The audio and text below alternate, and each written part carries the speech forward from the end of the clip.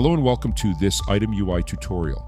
This video tutorial will guide you through the process of manually creating a shipment and printing labels in the shipping platform. If you occasionally need to create labels independently without initiating them through an order, you can do so by accessing the Fulfillments section in Shipments. Here's a step-by-step guide on how to manually create a shipment. First, in the Fulfillments list, you can see all the shipments that have been created. For instance, you can void a label that has already been printed and print it again. For new shipments that are marked as new, you can edit the order, buy a label, or, if no further actions are needed, cancel the shipment. Click on the Add New button to enter the editing page. You will need to maintain both the ship from and ship to addresses. You can preset the ship from address in settings or add a new address temporarily here.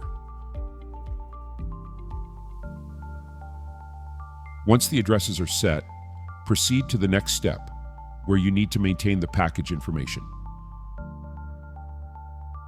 You can select a preset package from settings or manually define the dimensions and weight of the package.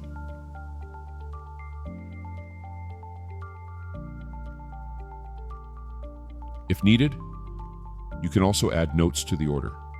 Furthermore, you can add insurance and require a signature based on your needs. Next, proceed to the order preview page.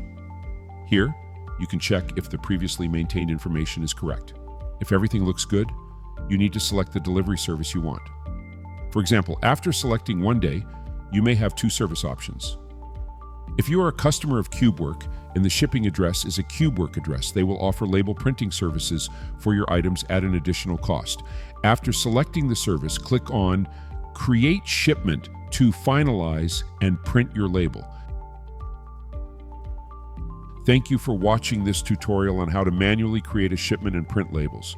If you would like to learn more about other item applications, please take a look at our extensive library of tutorial content.